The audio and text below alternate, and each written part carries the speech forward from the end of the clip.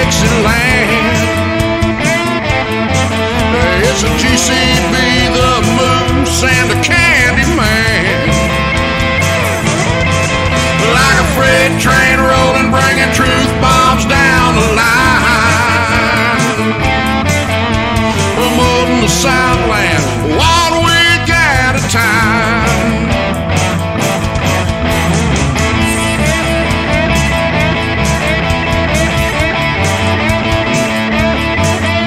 Promoting the Southland 1 week at a time. SCV chat starts now.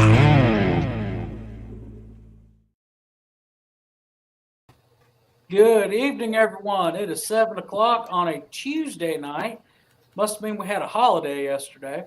But it's time for your weekly episode of SCV Chat. Before we get started, the views and opinions expressed on this program are not necessarily those of the SCV, its GEC, nor any division, brigades, camps, or other subsidiaries, strictly those of us who are expressing them. Hope everyone had a happy Secession Day. Thanks to everyone, the 300 some odd people who shared our Secession Day post. As of before the show started, that reached 15,000 people. You may see that we went back and edited a little bit to where it includes a link to the donation page on the national website. There you can donate to the Confederate Legion. You can donate to the museum. You can donate to the scholarship fund, anything like that. You can read it all there. We're asking everybody to please this week go out and donate via PayPal, mail in a check, something like that. We're ending our fiscal year with the SCV, and let's start the next one off on a good foot, especially for the museum. Donate to the museum because that's our property, and while we try to reclaim the narrative 1 week at a time, like the song said, with the museum, we can reclaim the narrative forever. Good evening, everyone. How are y'all doing? We're doing fine. I'm here. I'm doing good, buddy. All right. Sorry, we're glad to have you. We were in our pre-show. Carl and Ron were going at it. Had to pull Carl, let him finish his thought, and pull him off screen so we could get started, or we'd still be behind the scenes. Really quickly, we see Victor Smith in the chat. Michael Hardy, cousin Vinny, he already has a strike. Paul Grambling, so glad to see you on. So glad to get the news about Miss Linda. Continuing prayers for her and her recovery. Charles LeRae, saw him somewhere in there, as well as the Mouton camp. I know I'm missing some people, but good evening to everybody. Before we get on a serious topic, let's get some fun out of the way. A couple months ago, we were approached by a company called 1175 Firearms Training. There's somebody on this show who has something to do with that. He wanted to sponsor a special portion of our weekly episodes with the Moose Fact. This week's Moose Fact, as usual, is brought by 1175 Firearms Training. Look them up on Facebook. You'll see that there's their logo in the bottom left-hand corner, or at least my left. Moose Fact for this week is a baby moose is called a calf and grows at an incredible pace during its first year of life. Calves are born in the spring and gain about 2 pounds a day and later end up gaining 5 pounds a day. No, Moose, we're not calling you fat. These are just facts about mooses. Hold up, time out. You can't be like, I'm not calling you fat when you pick a moose fact like that. I've been gone for 2 weeks. I'm not going to say anything here against Moose, but I thought I noticed at the end of the reunion last year that he looked heavier at the end than he did at the beginning. It's at 5 pounds a day, man. I'm not going to deny that I've definitely gained some weight on my vacation. For those who don't know, I went on a vacation. I'm back now. Happy to be back on the chat, I guess. I didn't expect from my first night back to get a moose fat. Calls me fat. And yes, Carl, I think I gain weight every national reunion for sure. Well, wait till you get my age, son. You start feeling yourself putting it on. It's a lot easier to put it on than to take it off. I try to tell my doctor that I'm at my natural weight. I got here naturally. I didn't try to do this. Hey, you're sort of like I'm a the river same way. that you're on pool level. You know, this is where you stay. Right. I remember when I was a kid, my grandmother used to tell me, eat. They're starving in China, and every day I see myself in the mirror and think, how is this helping the Chinese?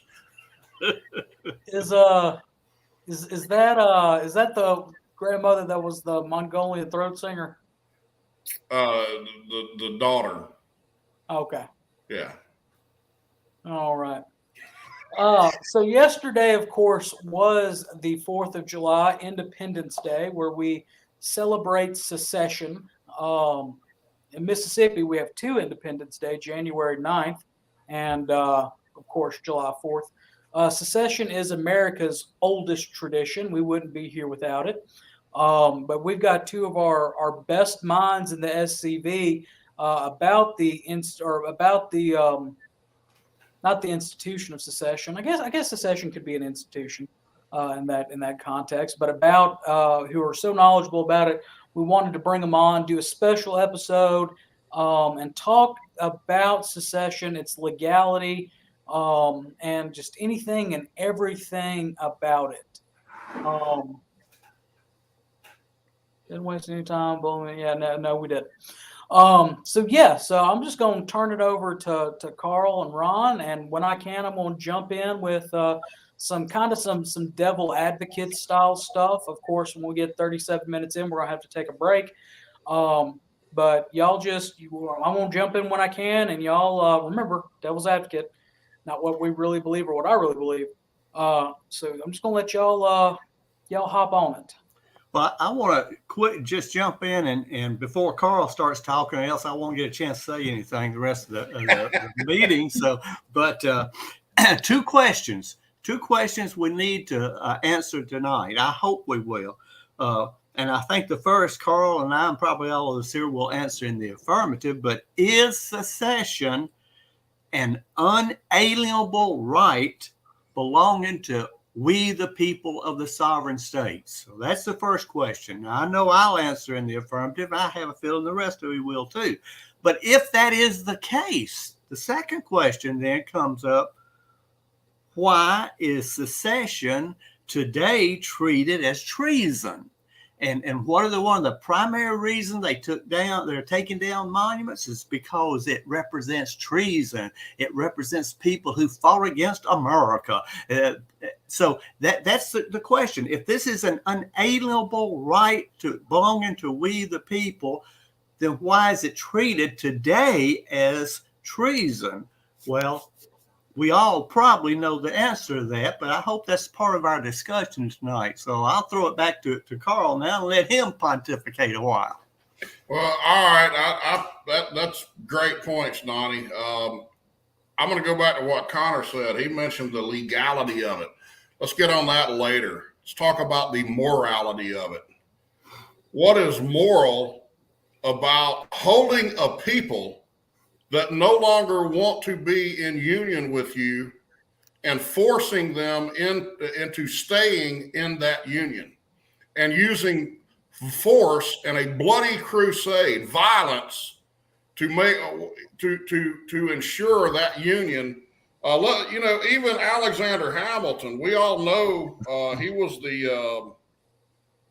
essentially the political grandfather of Abraham Lincoln. It was the Hamiltonian system that Lincoln fought to uphold, and even he, in the New York Convention, railed against coercion and violence against the states. He said in here, it has been well observed that, and this is in the New York Convention in 1788 as the Constitution was being ratified, that to coerce the states is one of the maddest projects that was ever devised. A failure of compliance will never be confined to a single state. This being the case, can we suppose it wise to hazard a civil war? Suppose Massachusetts or any large state should refuse, and Congress should attempt to compel them. would they not have influence to procure assistance, especially from those states who are in the same situation as themselves? What picture does this idea present to our view? A complying state at war with a non-complying state, Congress marching the troops of one state into the bosom of another, this state collecting auxiliaries and forming perhaps a majority against its federal head. Here is a nation at war with itself. Can any reasonable man be well disposed towards a government which makes war and carnage the only means of supporting itself? A government that can exist only by the sword. Every such war must involve the innocent with the guilty. This single consideration should be sufficient to dispose every peaceable citizen against such a government. Alexander Hamilton, the most monarchical of the monarchical founding generation, is saying that to oppose secession is illegal, immoral, and inhumane. And you know, the important thing is what Carl and I say tonight. Well, that's persuasive. You know, in a court of law, you'd say that's persuasive because it's my opinion and you can take it or leave it. But when you look at the words of the founding fathers, not just those who wrote the Federalists and the Anti-Federalists, but the entire group that debated in each state legislature, when you look at their words and you read their word, what they said about it, just like Carl did now, and there's hundreds of others very similar to it, those words are not persuasive merely, they are mandatory. They mean what they say because they were the ones that put the Constitution together that the states eventually ratified. And, you know, even John Quincy Adams, the 6th president of the United States, said that it would be far better for the people to peacefully part in friendship than to be held together by constraint. Thomas Jefferson said, separate from our companions only when the sole alternative left is what? Submission to a government without limitations. Now, here we have the words of people that were there when the Constitution was put together, when the states ratified the Constitution. The sovereign will of the people was expressed by the state conventions. Here we see what is mandatory. Now, of course, I go back to the question. If that's the case, then how come secession is now suddenly called treason? Well, it wasn't suddenly called treason. It was made into treason by Lincoln, but you let too many people off when you just say Lincoln. Lincoln and the Republican Party did it to America. They were the ones that destroyed the original constitutional republic of sovereign states and turned this country into what it is today, the deep state, where the ruling elites in Washington, D.C. and Wall Street run America. We, the people, are subjects. We are now political slaves. Well, Woodrow Wilson, who built the ongoing progressive movement. It's never ended. That's right. We are still under a progressive philosophy in our government, regardless of who you elect in Washington, D.C. And Wilson built that progressive construction on the foundation that Lincoln laid by tearing down state sovereignty. And Wilson gleefully acknowledged, that's right, as president, that the ultimate end result of Lincoln's victory was that the government now, through its courts, is the final arbiter of the limitations of its own power. That is why there is no moral basis, there's no logical basis to call secession treason or to suggest that a handful of states saying, we don't believe that our interests are being taken into consideration. We're going to go form our own government. There's no logical reason to view that as treason or illegal or immoral. It was an attempt at peace. The only reason that we view, or not us, but our society today believes secession was treason is because they've been programmed against their own self-interest. it's unbelievable. And Wilson celebrated that, as have other progressives, as do the overwhelming majority of academic scholars today. We have this culture of nationalism now. It's almost a friend of mine calls July 4th Stockholm Syndrome Day. And there's a lot of truth to that. Well, I still go back to the point that it wasn't just Lincoln waging war.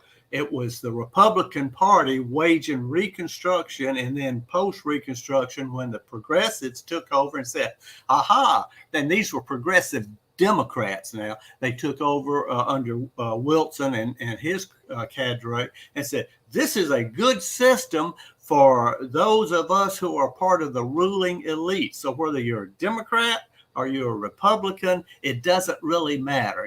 They're all arguing not about fundamental principles of government.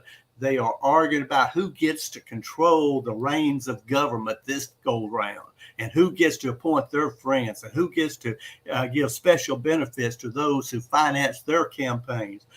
This is and John C. Calhoun, way back in 1840s, called it out. He called it a system of spoils, of spoliation. And that's exactly what we have today. Calhoun saw it coming, and Lincoln and the Republican Party put it into effect. And the question, go back to legality. Well, first of all, the current government we have, if you believe in the Declaration of Independence, where somebody put up just a minute ago that a just government, according to the Declaration of Independence, is founded upon the consent of the free and voluntary consent of the governed. Well, where did the people of the South give their free and voluntary consent to being part of this current deep state? We didn't. Matter of fact, there's graves all over the South marking where people said, I will not give my consent to being forced into this government. We do not live in under a government that has a legitimate base for anything that it does. It's an unconstitutional government. It's an illegitimate government. And it's because they substituted, like Jefferson Davis says, the only alternative to secession is coercion. So they substituted constitutional government, the consent of the governed, with bloody bayonets, and they created what we have today, a supreme federal government, like Carl says, a government that is the sole judge of its own powers. Well, that sounds like what Hitler had. That's what Stalin had. I'm the sole judge of what I can and cannot do.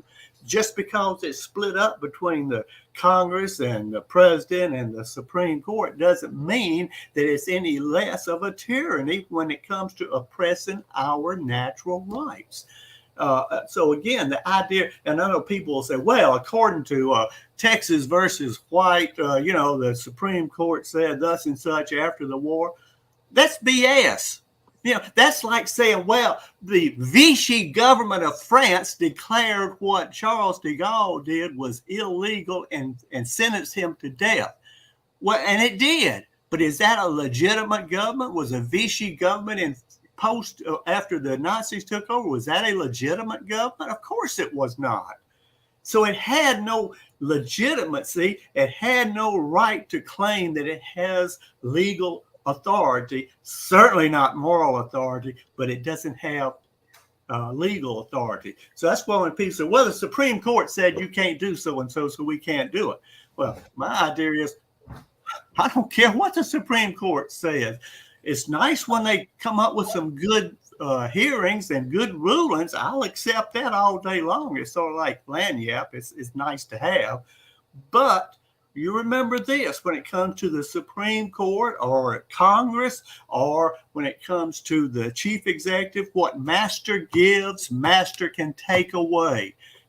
People are really excited because we got some pretty good gun rulings from the Supreme Court. Roe versus Wade. We've had some good, but remember the same Supreme Court that gives you that right can take it away. That court hasn't the moral nor legal or constitutional authority to tell us what our rights are. We, the people of the sovereign states, are the ones to make that ultimate decision. And if we find ourselves in a position where we can't tolerate what they're doing, we have the right to withdraw. All right, Carl, you better take over, else you're going to have to listen to a Kennedy pontificate all night. Sorry about that. I thought I heard it thundering outside. I got one of my dogs goes bonkers at thunder and fireworks. I had to babysit her last night in my lap, but my twin brother has a question up, and I know what he's wanting me to talk about just very quickly. You know, he was supposed to be on tonight, and his computer went Wi-Fi or something went bad, and he said people there all day working on it. So he can't be here, Carl, so he's going to send me instructions, you know, so I got to follow his instructions. But it's a good question. It says, any of the founding fathers' generation who spoke or wrote about treason and secession. And of course it was. William Rawle, A View of the Constitution, he had, in chapter 32 of his book, right. And this was the textbook used at West Point to teach the Constitution at West Point. So this is a federal government approved textbook. And on chapter 32, he gives the what I would say prescription. It's a procedure by which a state could secede from the Union, being taught at West Point. You know, the cadets at West Point, they heard the message, they read the message. A lot of them didn't take it, but the Southerners certainly did. And also in chapter, I believe it's chapter 11 of his textbook, that's the 1829 textbook, he has a whole chapter dedicated to treason. Aha.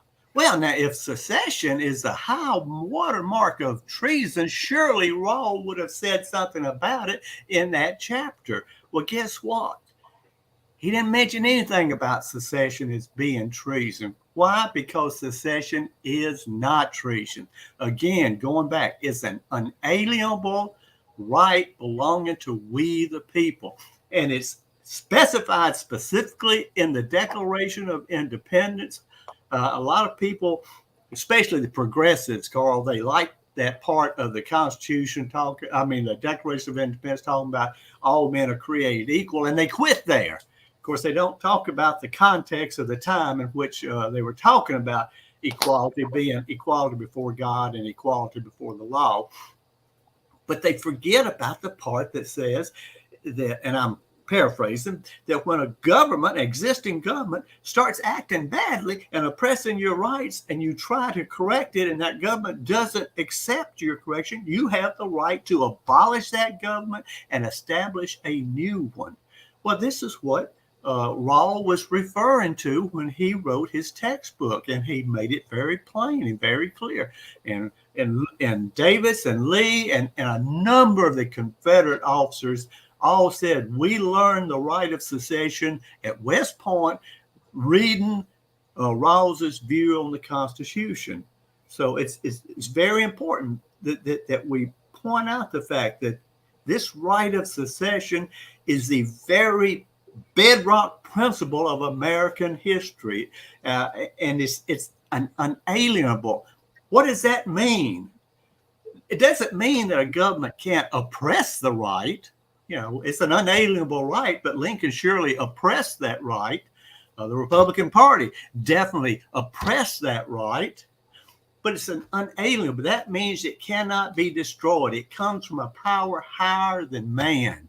It's a God-given right, and it cannot be removed from man's rights. So we always have the right to, as one of the flags in the Revolutionary War, an appeal to heaven. But that's what it was referring to.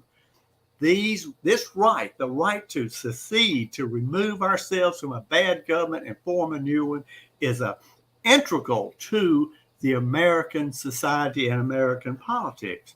And it wasn't unusual at that time. Carl, how many times did Massachusetts threaten to secede from the Union? New England, I can come up with 6 attempts that they at least discussed it. between 1794 and the outbreak of secession by the southern states. You had at least 6 occasions. And I would add to what you're saying, Ron. Not only is secession not illegal or not immoral, I think preventing secession by force is immoral. Absolutely. But not only is it not illegal or not immoral, I would say it's the peaceful option. The violent option is to stay in union with people who you have irreconcilable differences with. What other way if they cannot be reconciled, what other means? You got 2 options. We can either duke this out and kill each other, and one of us comes to a position of dominance, or we can agree to split and you form your government and I form mine. Now, which one of those sounds the most peaceful?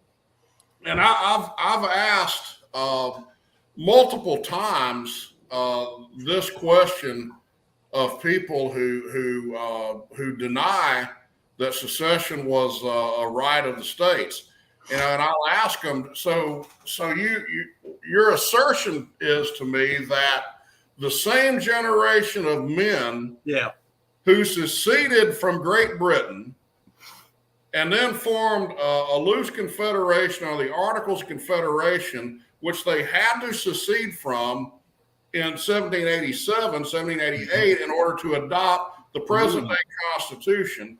And they had been under the thumb of the English crown and it didn't start in 1775.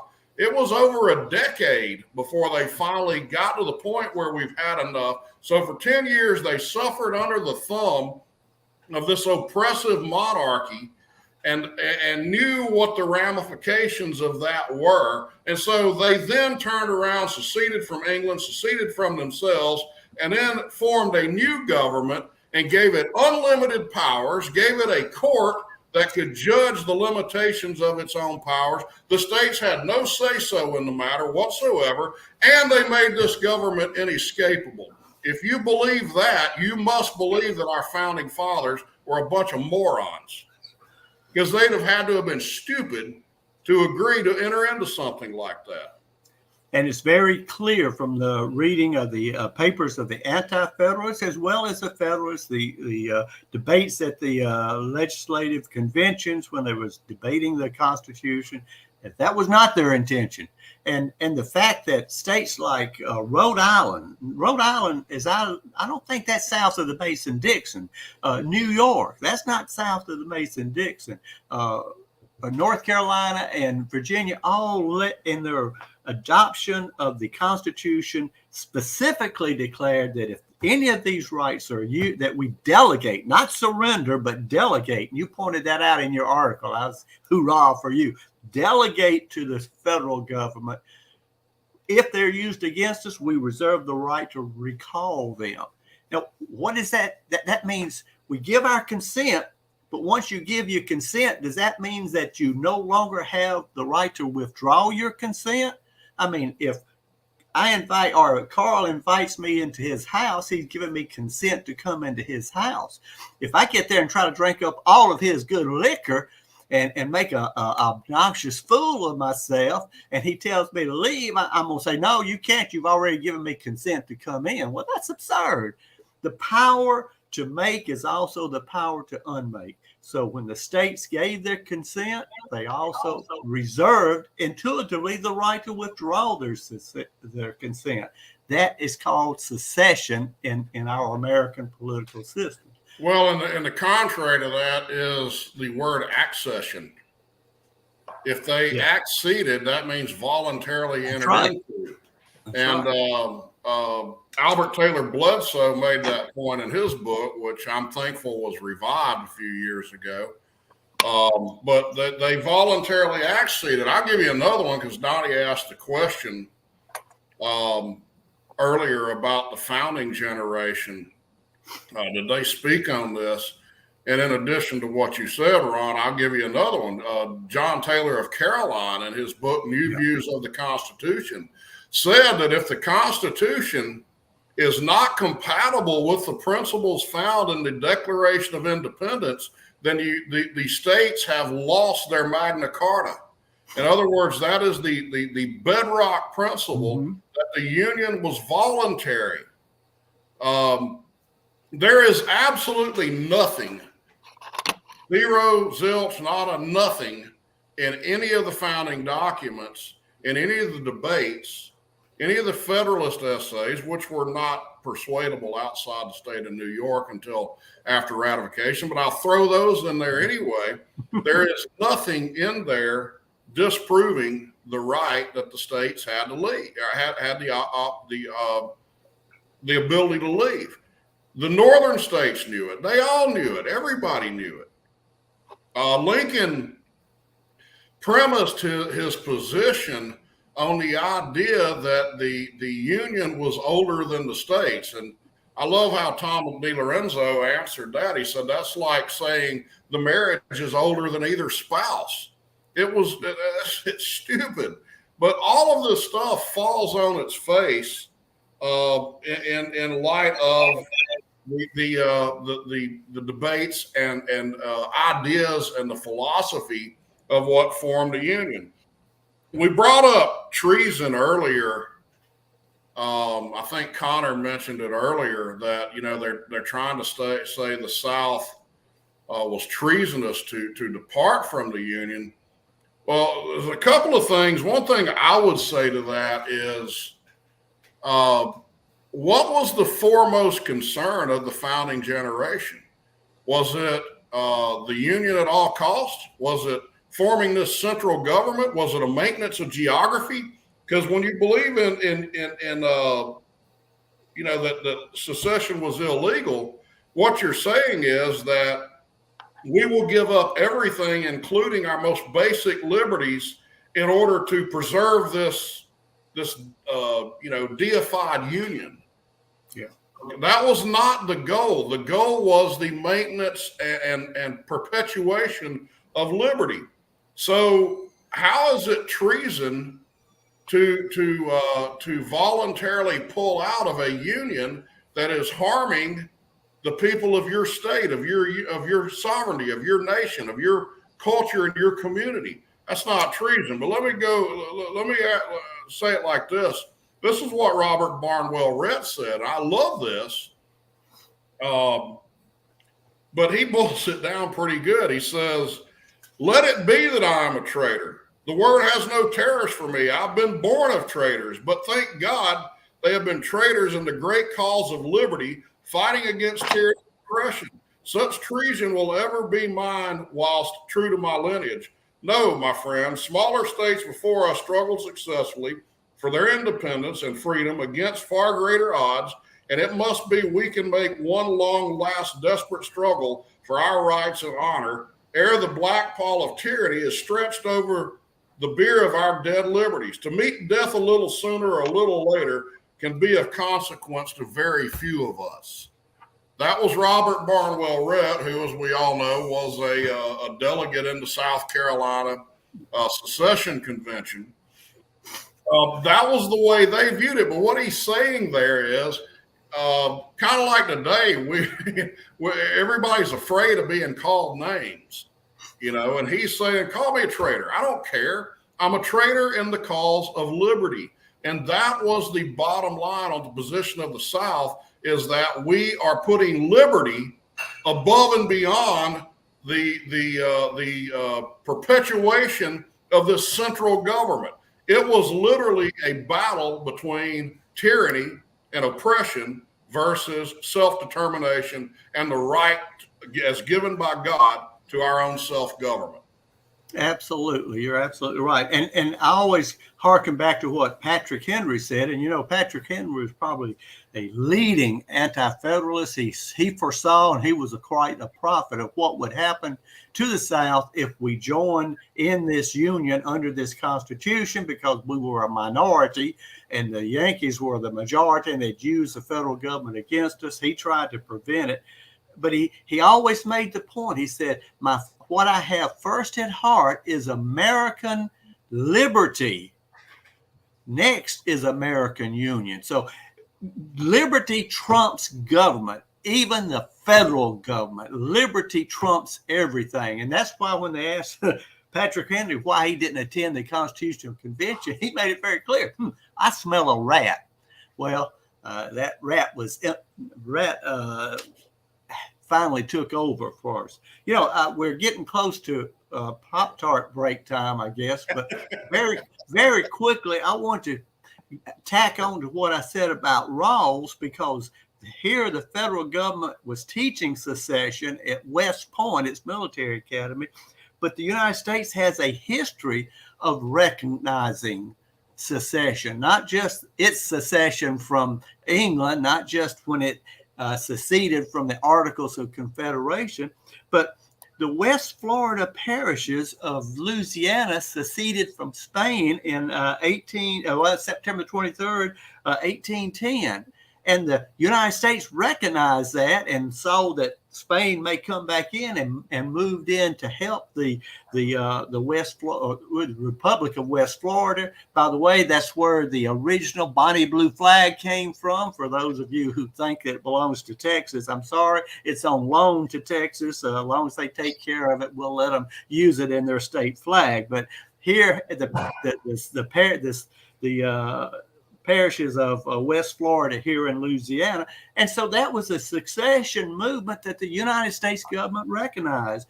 Well, when Texas seceded from Mexico, the United States recognized that secession. So if secession is treason, then the United States is complicit in treason then, because it recognized when Texas seceded and then doubled down on it when it accepted Texas into the Union. So again, but really back in when Teddy Roosevelt was wanting to build the Panama Canal, and he couldn't get it, the rights. Colombia owned Panama. Panama was at that time just a province of Colombia.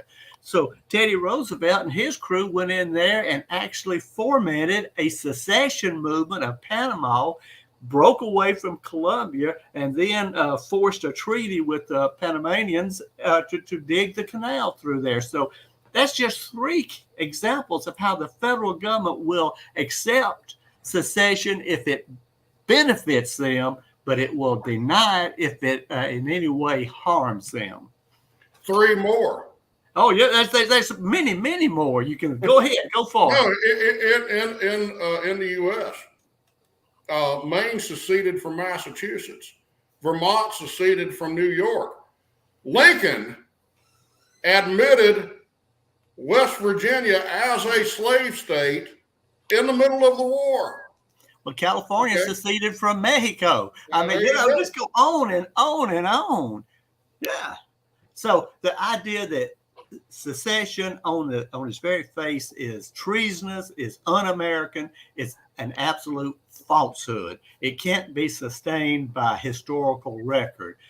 It can be sustained by the emotions of ideologically driven people who will not accept facts, who will only try to smear and tarnish because they are ideologically driven, that they have a end game which is not the preservation of liberty, but it's the institution of today a neo-Marxist society. Yeah, in addition to all of those things, it's also stupid. I mean, it's just absurd. It's an absolute absurdity to believe that the United States is a free country that you can't leave. How in the heck do you have freedom in a country that you can't leave? Y'all have said this multiple times before. I remember Donnie back in 2012 in Gunnersville, Alabama, at the Alabama Division reunion said, we got 120, 130 people, whatever, in this room, in this banquet. I'm going to give you everything you want. Right. We're going to feed you. We're going to give you jobs. We're going to give you money. There's only one caveat. You can't leave.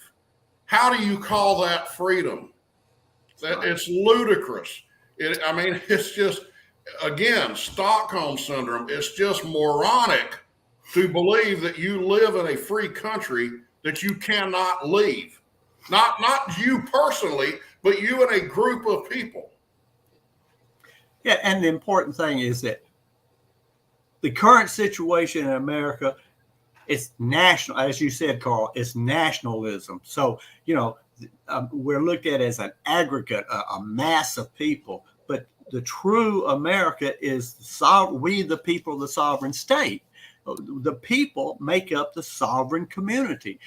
That sovereignty comes from God to the people. It doesn't come from God to the king who dispenses the privileges to the people. It doesn't come from God to a special government, a perpetual union maybe, that dispenses privileges to the people. No, it comes to we, the people of the sovereign state. We are the sovereign community, as John C. Calhoun called it. Then we delegate some of our sovereign authority to our state that represents us before the federal government, and then some of those powers are delegated to the federal government. But if you'll notice, in none of those situations, except with we the people, is sovereignty original. It's original with us, thanks to God. It comes to us as we the people. It's delegated to the state, and we keep a close eye on it because they're our neighbors. We can keep a close eye on them. You get it up to Washington, you don't keep an eye on anything up there. So that's the importance of the sovereign state. And why is secession viewed so horrible today by the liberal left and even by the conservative, quote, conservative Republicans? Because if you acknowledge the right of secession, you destroy the power of the deep state.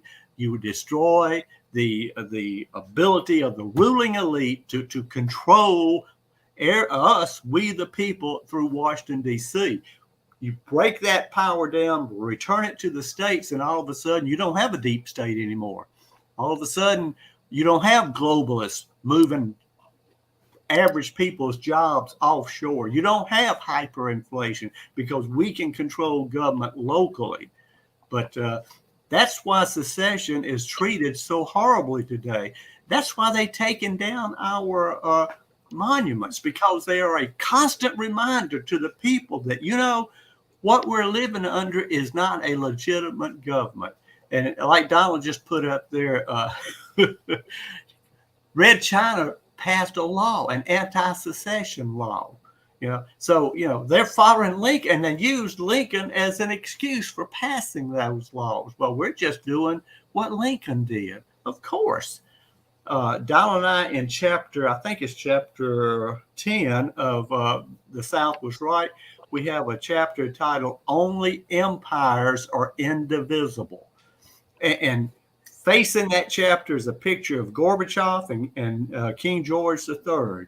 Because these are two people who did not want their empires to go away and was willing to use force to maintain them if necessary.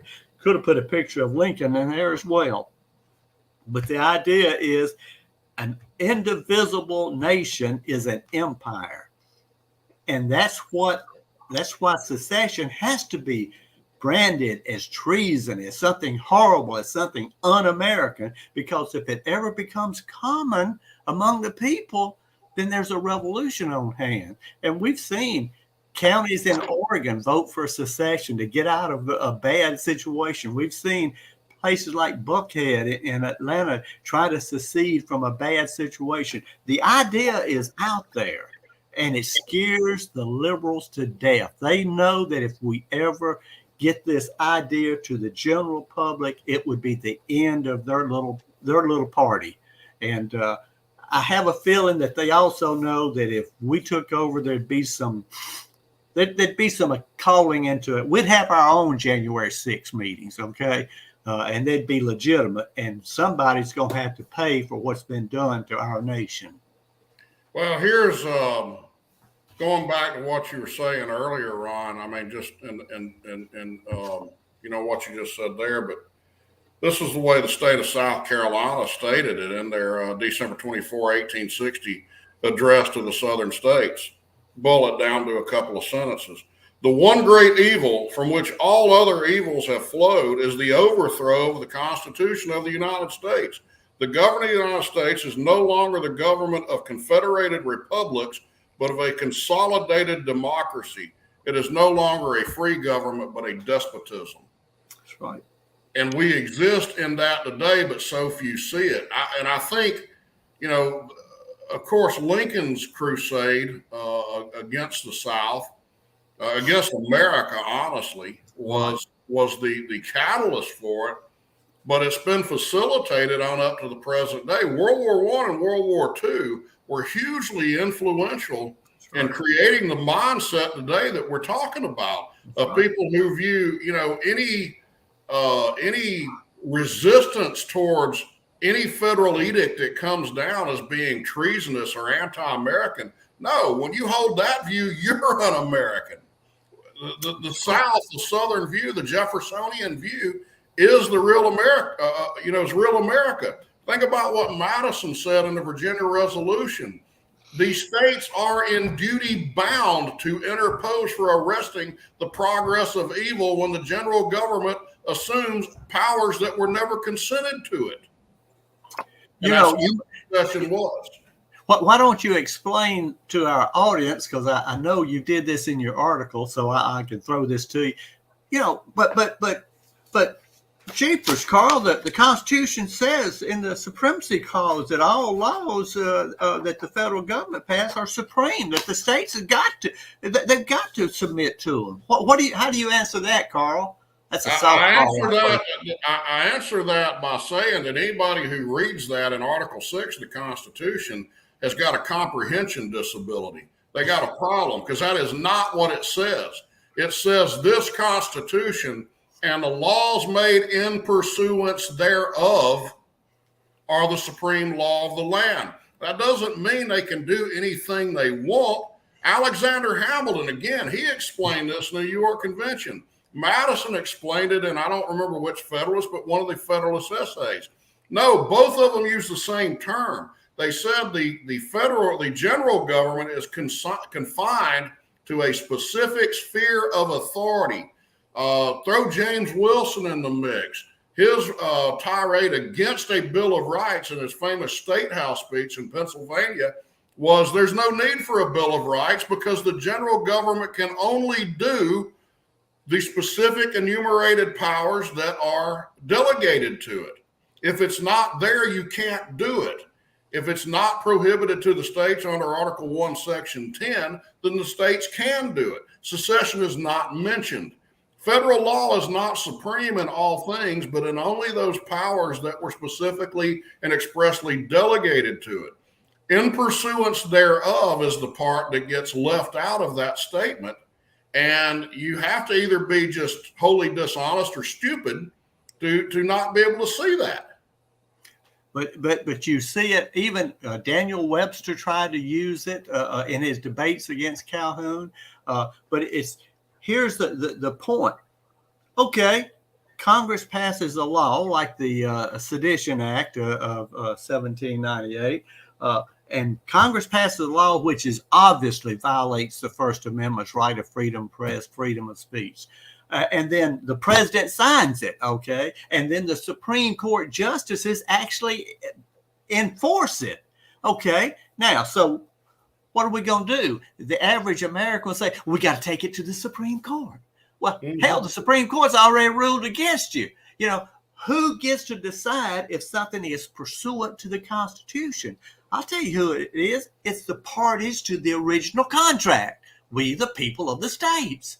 And that is when people start talking about, Article 6 and the Supremacy Clause, you already know that you're talking to somebody that is miseducated by Yankee propaganda. And here we are trying to re-educate them and bring them into the reality of what actually is true. The supreme law of the land part is the effect. The action word, as Carl pointed out, is the Supremacy Clause, is pursuant to the Constitution. That's the power clause. If it's pursuant to the Constitution, then the effect is it's the supreme law of the land. But if it's not pursuant to the Constitution, who gets to decide? Well, ultimately, ultimately, we, the people, the sovereign state. And that's why the Virginia and Kentucky resolves of 1798 made it so plain. And the amazing thing, Carl, is that every president from George Washington, even he was president before the resolves were passed, but every president in America, until you get to Lincoln, believed that. Now, what, they say that, who was it, Confucius? Was it Confucius that was sitting under the boa tree and all of a sudden he got enlightenment? Well, where did Lincoln get the great enlightenment that none of these other American presidents prior to him had? Where did it come from? Well, it came from just a horrible political desire to rule America and to keep the cash cow, the South, from leaving and impoverishing those poor Yankees. I mean, they had already pointed out they tried to secede back during while there's under the Articles of Confederation because they wanted to have a deal with Spain that they would shut off the Mississippi River, so all those people in the outback and the South couldn't use the Mississippi River, and the Yankees would get some special trade deals with Spain. It almost caused a secession at that point. They had already proven, even under the Articles of Confederation, that they were willing to sacrifice Southern interests if it benefited them. They were willing to sacrifice principle if it helped them maintain profits. And one of the things that the classical Southerners used to say is that they would scoff at the idea that honesty is the best policy. You say, oh, well, what do you mean? Well, it's very simple. Honesty isn't a policy, it's a principle. Policies change with business necessity, and that's what the Yankees believed in. But Southerners believed honesty is a principle, and it remains even if it's to your disadvantage to maintain that principle. Jefferson Davis, under many times leading up to before secession, refused certain things from the federal government because it violated his principle of states' rights, state sovereignty. That's the difference between the Yankee mindset and the Southern mindset. And of course, they did it early on. During the Articles of Confederation, they did it time and time again during while we were still together in the Union. And then, of course, they raised a whole army in order to destroy our efforts to be free, not because they were trying to save their black brethren from slavery, but because they were trying to save the money that they would lose if the South left. Well, and to go back to your earlier point, Ron, the states must decide. The states are the parties to the compact. They are the parties to the Constitution. John C. Calhoun said you could not have conservatism without states' rights. The two are mutually exclusive to one another. Without states' rights, without state sovereignty, there is no control over the federal government, over the general government, and secession or power is uneven. There's no, you got to have the parties have got to judge for themselves. Thomas Jefferson said that. He said, oh, yeah. The idea that the federal courts are the final arbiter of law and that the states have no recourse. He says this in his letter to Spencer Roane: the Constitution on this hypothesis is a mere thing of wax in the hands of the judiciary, which they may twist and shape into any form they please. Guess what? That's what they do today. 97% at least of everything the Supreme Court, opines on. I don't call it rules. They don't make rules. They render opinions. But every opinion they make is either wrong, or in the rare occasion that it's right, it's generally right for the wrong reasons. And it's almost always elevating itself above the sovereignty of the states. And our people, and when I say our people, I mean Americans in general. I'm not talking about the liberal loony left. I'm talking about even conservative Americans, we applaud this. Well, we got to go along with it. That is the direct result of Lincoln's victory. That's right. It reminds me. There's an article I read about a slave in West Baton Rouge Parish during the war, and a Yankee newspaper correspondent came to it and said, "Well, what do you think about the possibility of you gaining your freedom?" And he sort of looked at the report and he said, "I was as free as I wants to be." Well, that is the general attitude of too many conservatives. They's as free as they wants to be. They don't know what real freedom is all about. They're going to refer to the federal government, to the Supreme Court, to Congress, oh man, we can elect Trump again, everything will be right. Well, I got news for you. Reagan and 2 administrations couldn't straighten out the deep state. And you see what happened to Trump the last time? It didn't matter. I mean, yeah, I'd rather have a Reagan or a Trump than a Biden. God knows, I'd rather have Obama than Biden. You at least had some sensibility about it, but that's not the solution. The solution is to make a fundamental change in American government so we return back to what our founding fathers gave us, a constitutionally limited republic of sovereign states. And that would resolve 90% of the problems that we're faced with today. The question is, can we do it? Is there anyone that interested? Connor, you look like you're getting ready to say something. Well, I just wanted to mention a couple things. You guys have been knocking it out of the park, left and right, everything that we were expecting. For those of y'all still in the chat watching, I put a couple of interesting things while I was trying to, I told y'all I was going to play devil's advocate, and y'all are already beating up my points before I can even get to them. But first was something I found very interesting, a little bit about what we're going through right now. This was a article from Brookings EDU.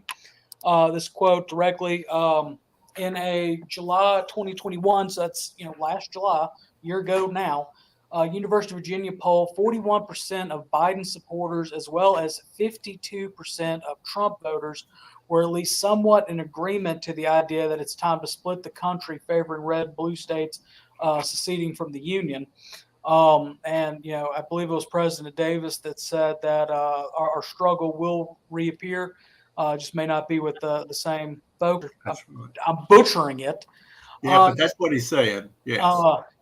The other one is a link to, and I'm pretty sure you're familiar with it. It was a Senate resolution number 632 passed in 2009 from the Georgia State Senate, which deals a lot with nullification and things like that. Guys, if y'all haven't gotten a copy of Rules, Dixie Rising Rules for Rebels, get a copy and read that. That's our game plan. And while you're dealing with these agents, what do we call it? Agents of change? Agents of influence in your communities. Take a look at that. Take a look at that resolution. See about trying to get your own state to put that in there and read about it. It goes into a lot of good history. Things that we've. I wish that it would. It leads off with the 9th Amendment and the 10th Amendment in there. But I wish more people knew about that and would at least give it a read. So yeah, that's posted in there as well. Not only did Jefferson Davis say that, obviously the cause that we fought for, it has been defeated, but it will arise again at a different time, different place, but it will arise again. I love what Vice President Stevens said when he said the cause of this was in 1866 now, so it was after the war. He said the cause of the South is now the cause of all America. And was he talking about slavery? Hell no. He was talking about what Carl and I and we all have been talking about, a constitutional republic of sovereign states where liberty, self-government, home rule is the key to a happy and prosperous society. Otherwise, you're going to have ruling elite in Washington and Wall Street running America for their benefit, impoverishing the average people, us smelly Walmart shoppers.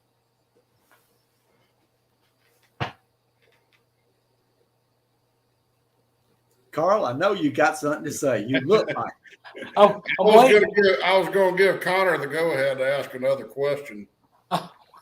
Carl, I haven't asked one question yet. You made some comments. Yeah. Well, one thing we'll say earlier in the chat, you can scroll back and look at it. In fact, I'll go ahead and recopy it and repaste it in there. If y'all are enjoying what we're doing here, click on this link that's going out. It takes you directly to our PayPal donation pages. There you can donate to the Confederate Legion, the Make Dixie Great Again campaign. Guys, this is what we're all set out for, is reclaiming the narrative. And I believe our current attack ad is about the 4th of July being an American secession holiday. You could donate to the Confederate Museum, where the story of the South will be presented for future generations, from 1607 all the way to our modern struggles. You can also donate to the Heritage Operations Heritage Defense Fund, so that when people are going after us, we're able to stand our ground and defend it properly. There's the Heritage Promotion Endowment, which is what we're doing now, promoting our heritage. And then our Stan Waddy Scholarship Fund. A lot of guys, Forrest is in there talking about being a teacher, with Elliot Witt, who's a teacher. This is a scholarship that the SCV gives out to deserving kids. So, if you're feeling so inclined to donate, please donate. Really will help the organization out. Other than that, I was really hoping Carl would have something smart alecky to say about a smelly Walmart person, but I'm kind of disappointed. So I'm done now. Well, let's go. You asked about Texas versus White, or you brought it up earlier. I'm going to give you the condensed answer to that objection to secession. That was, I believe, an opinion forwarded by the Supreme Court, I believe, in 1869. Yeah. It involves Treasury, or I should say bonds, I believe, that were issued by the United States while Salmon P. Chase was the Treasury Secretary. So he should have removed himself from that case. He did not. States' rights and secession were never part of that case. So the Supreme Court never ruled that secession was illegal. They never opined that it was illegal. What the people are talking about on the Texas v. White issue is Salmon Chase's personal opinion. In fact, if we take it as though it was a Supreme Court ruling, then what you have is a case of a non-legislative body putting into law an ex post facto law, which is expressly forbidden by the U.S. Constitution. By non-legislative body, what I mean is the Supreme Court is not, they have no authority to make law. They cannot make law in the first place. Secondly, the Constitution itself, I believe under Article 1, Section 8, maybe Article 1, it's under Article 1, forbids the making of ex post facto laws. I explained this to my son a few days ago because he asked me what that term means. And I said, well, let's say that you went out and jaywalked last month, and jaywalking was perfectly legal at the time. Today, all of a sudden, the local court rules that jaywalking is illegal from this day forward, and they go back and arrest you for what you did last month. That would be a law made that's enforceable in the past. Okay, that's what the Texas v. White opinion was essentially doing. You had a body that had no authority to make law, making a law after the fact that secession was illegal. And I'll add a third one in there, in direct defiance of the ratification agreement of the states that formed and put into effect into law the Constitution. That case is, I'm trying to think of a polite term for it's absurd. The entire case, the entire opinion by Chase, who should have recused himself, is idiotic. And anybody that believes that the Supreme Court could go back in 1869 and undo what was agreed upon in 1788, anybody that believes that, they've got a serious deficiency in their ability for linear thinking. They're morons. That's stupid. It's an idiotic position. One thing that two things. First of all, a judge's dicta is not law. So that's just his opinion as dicta. You got to come down where it says, let it be decided, and read that part. I had to go back and read it and see, because I think everything White said was in dicta. So that is the persuasive part. It's not the mandatory enforcement part. But I'll have to go back and read it. It's been a long time since I read it. But the point that I always make, and I'll make to the day I die, I don't give a rat's what the Supreme Court said after 1861. It's an illegal body. It has no right to rule upon it. No legitimate right to rule upon it. No moral right to do. No legal right, and no constitutional right to lead. Well, Ron, it falls under what Woodrow Wilson, one of the kings of the progressive movement, what he said. The end result of Lincoln's victory was that the federal government, through its courts, is now the final arbiter of the limitations of its own power. Now, that is absolutely contrary to every principle that the United States were, plural, founded on. It's moronic. It's worse than moronic. It is, as was said earlier, despotism. You're in a despotic state if you believe such ludicrous nonsense. And until we, the people, decide to do something about it. And that's why I'm glad, Connor, you put up that poll. I need to get a copy of that because it goes right along with what I say in Red County Secession, because that's what will ultimately bring an end to this deep state that we're living under now. Even if we get a, quote, Trump as president next go around, even if the Republicans take over Congress this year, what difference does it make? Who's taken down our monuments? It hadn't been the Democrats that allowed it to do it. It's been the Republicans. Who took down the flag in Mississippi, Connor? What was it? The Democrat governor and the Democrat legislature that did it to violate the will of the people expressed in the most democratic fashion? No, it was the Republicans. Those are our enemies. Those are the ones that we've got to go after. And I'm pontificating, and we've run way past our time. Now, well, I mean, as long as the audience, if the audience still wants y'all, we'll keep going. I'm just trying to figure out which email I need to send this to. Moose, I'll be right back. All right.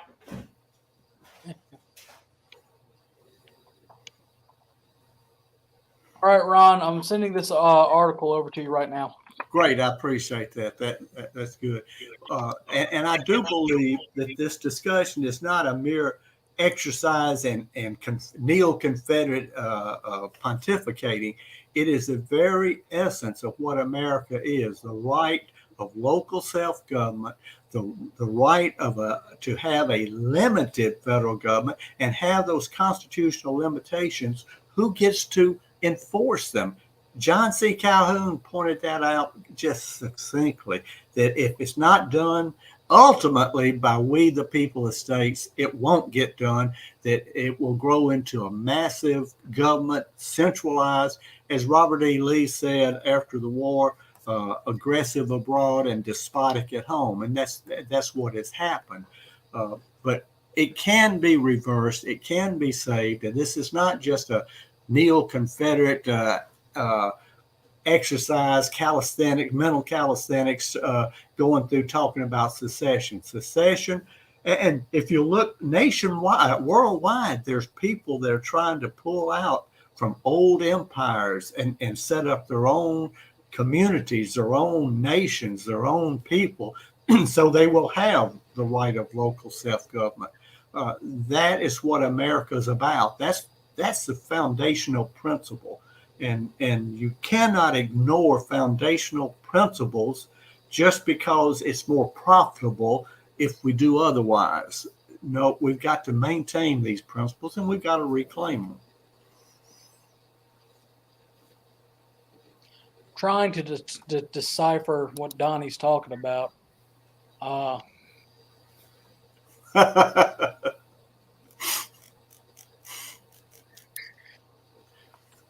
right, Moose, where did that come from? That quote Donald just put up.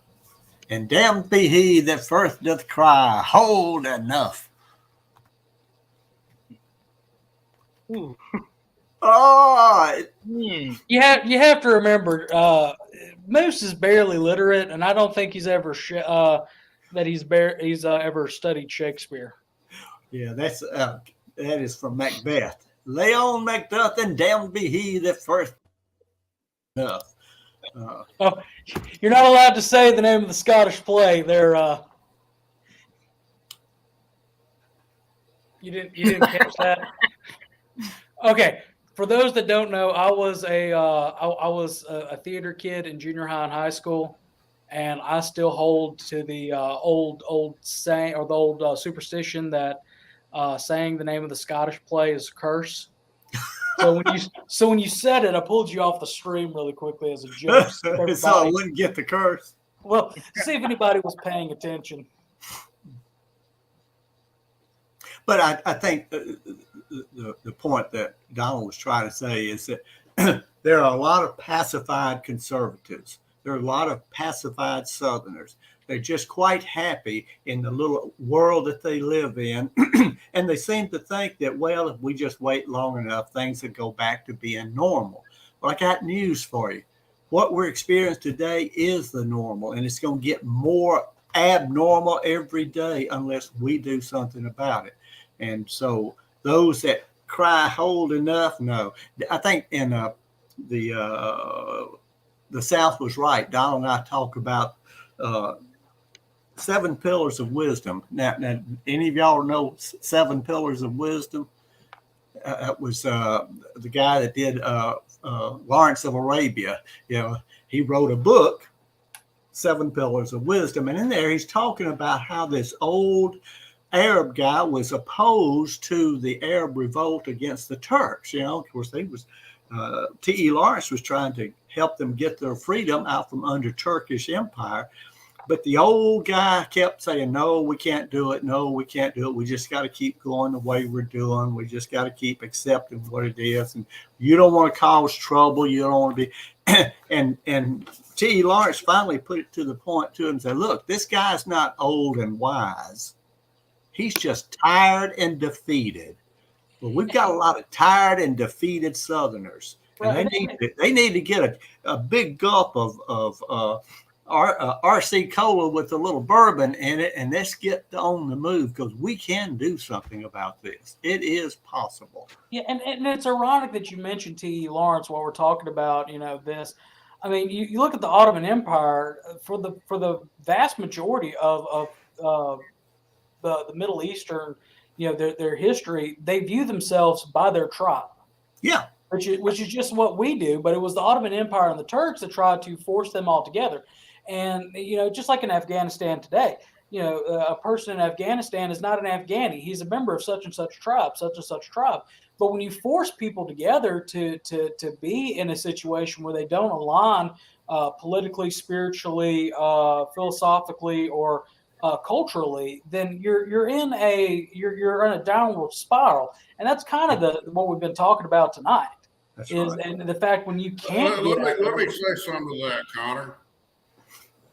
Look, here's the words of our president, and let me backtrack for a little bit with what Donnie said before I read this to you.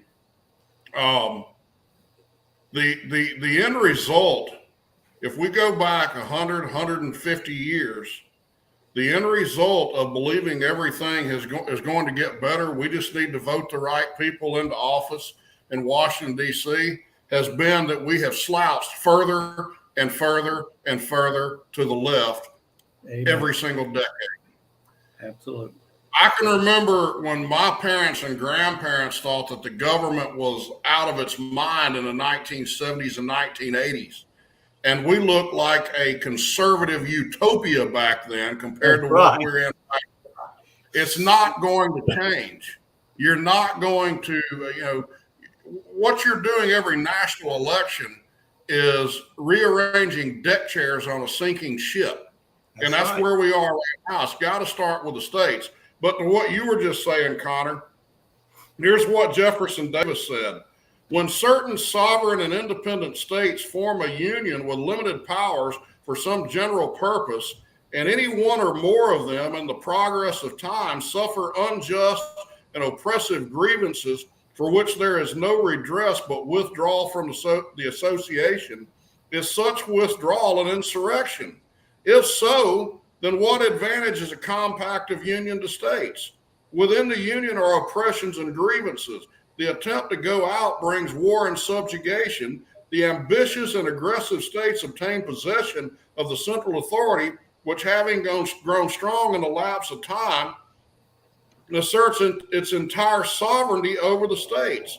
Whichever of them denies it and seeks to retire is declared to be guilty of insurrection. Its citizens are stigmatized as rebels, as if they revolted against a master, and a war of subjugation has begun. If this action is once tolerated, where will it end? Where is constitutional liberty? What strength is there in bills of rights and limitations of power? What new hope for mankind is to be found in written constitutions? What remedy which did not exist under kings or emperors? If the doctrines thus announced by the government of the United States are conceded, then look through either an end of the political telescope, and one only sees an empire, and the once famous Declaration of Independence trodden into dust as a glittering generality, and the compact of the Union denounced as a flaunting lie. I don't think I can say it any better than that. Fabersham.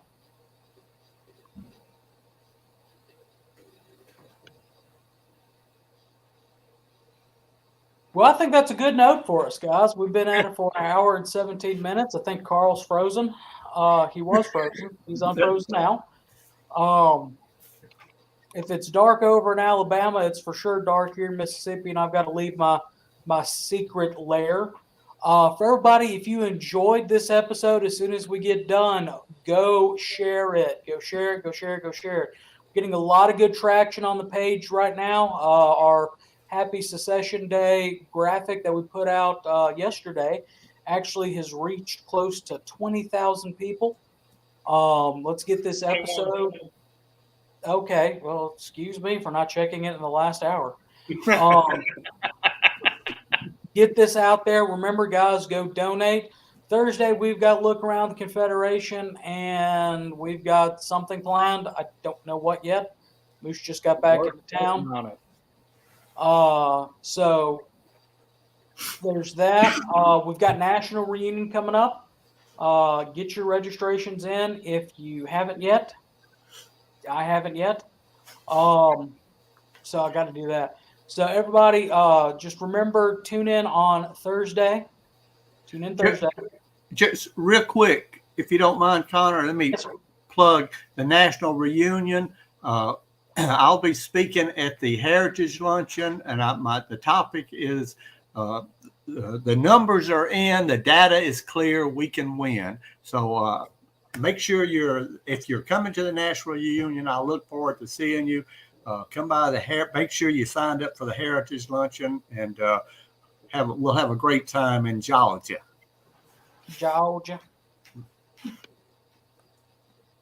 Carl, you got anything lasting you want to say? Well, I forgot to say Fabersham at the start. Yeah.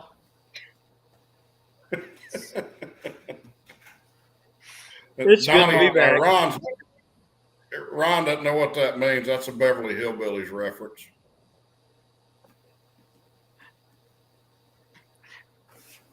I'm too young. All right, guys. Well, appreciate Ron and Carl. Thank you both for coming on. This has definitely been one of our better episodes, if not the best episode that we've had. May replay it tomorrow night, Moose. Okay, we will be. Ron, you realize what he just said there? No, That what did me and he you just are say? better. He just said that me and you together are better than me and you and Donnie together.